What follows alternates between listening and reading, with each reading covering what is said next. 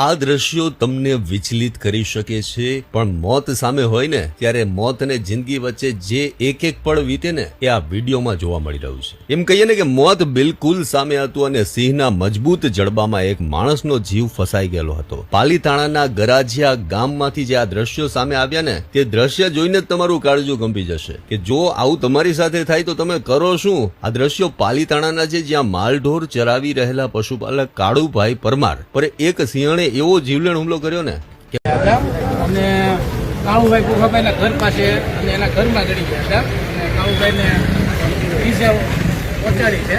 તો અમારી ફોરેસ્ટને નમ્ર વિનંતી છે કે ભાઈ તેના સિંહો અહીંયાથી જે સુરક્ષિત જંગલમાં ખસેડી નાખે. ગામમાં સુરક્ષા ન હોવાના કારણે ફોરેસ્ટને ઘણી વખત જાણ કરી છે, પણ છતાંય ફોરેસ્ટ કોઈ ધ્યાન દેતું નથી.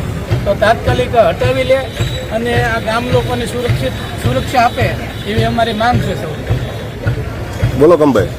મારું નામ કરમજીભાઈ સવજીભાઈ, મારા વાઇફ સરપંચ છે, હું એનો પ્રતિનિધિ છું.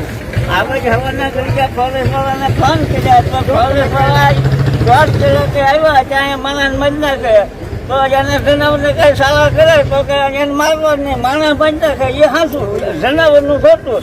એટલે અમારી અજમેરી એના કેટલા સમયથી ત્રાસ છે બધાને? 5 વર્ષથી છે ત્રાસ છે.